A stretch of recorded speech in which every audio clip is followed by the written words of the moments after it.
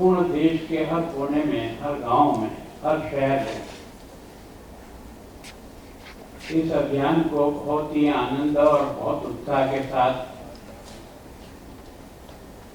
सारा देश मना रहा है। उसी के तहत आज हर घर तिरंगे के इस कार्यक्रम में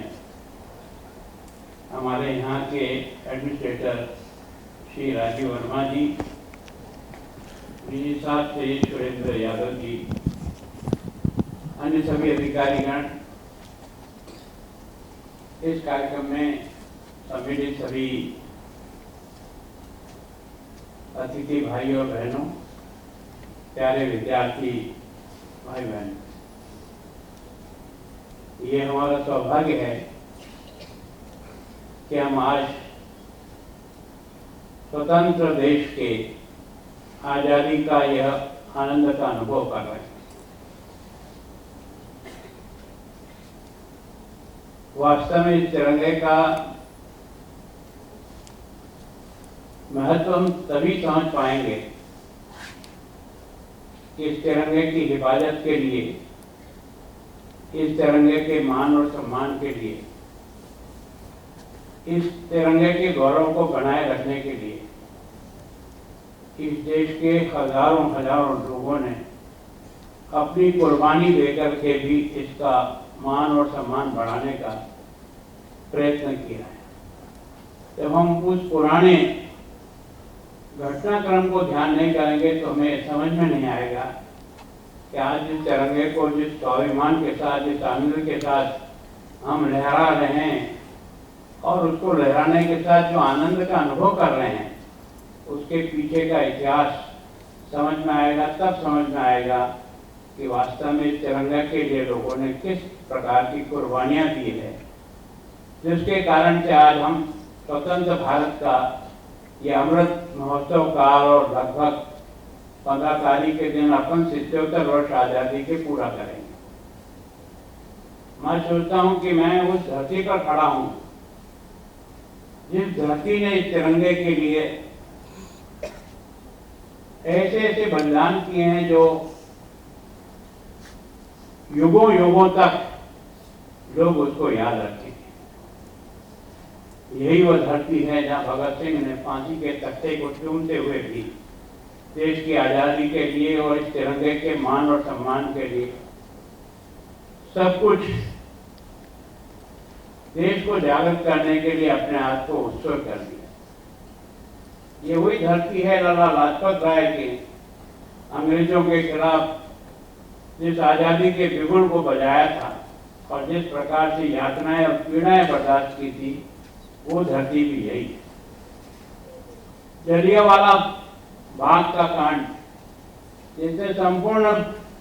देश को जगा दिया, संपूर्ण देश को एक तरह से हिला दिया, संपूर्ण देश इस बारे में विचार करने लगा कि अंग्रेजों की इस नरसंहार जिस ढंग से किया है उसके प्रति एक आक्रोश और गुस्सा पैदा हुआ। इन आजादी का कार्यक्रम का जलियांवाला बाग में जो कार्यक्रम चल रहा था, वहां जिस प्रकार से गोलीबारी होकर निर्दोष लोग, निहत्थे लोगों को जिस प्रकार से गोली का शिकार बनाकर लाशों को बिछा दिया था, उस सारे दृश्य को देश ने देखा था। और वहीं एक छोटा सा बच्चा ढींगड़ा भी, मदनलाल ढींगड़ा भी उस कार्यक्रम को देख रहा था।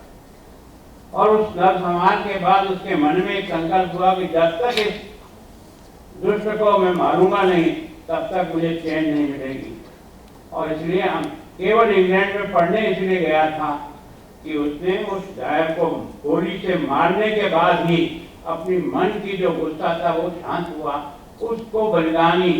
व्यक्तित्व भी नहीं पैदा हुआ। तो वास्तव में इस धरती ने देश की आजादी में, ये तो कुछ नाम हैं, लेकिन इसके अलावा भी असंख्य नाम हैं जिन्होंने आजादी के संघर्ष के लिए अपने आप को उत्सर्ग किया। ये भी बड़ा यह है कि ये धरती एक तरह से ये जो कुरुक्षेत्र है, जहां स्वयं कृष्ण को भी कौरव और पांडवों के युद्ध के समय में जब अर्जुन को लगा कि मैं अपने परिवारजनों को कैसे मारूंगा, तो वो अपने परिवार के मोह में अपने कर्तव्य से च्युत हो रहा था। तभी भगवान कृष्ण ने गीता का उपदेश कुरुक्षेत्र में देने वाली धरती भी यही धरती है जिसने न्याय के लिए और जिसने धर्म के लिए इस प्रकार का उत्सर्ग किया। तो हमारे यहाँ व्यक्तियों का जो गिनती है वो इसके आधार पर नहीं होती कि इसका कितना बलिदान दिया, लेकिन जिस बात के लिए बलिदान दिया उससे जान। ये वही धरती है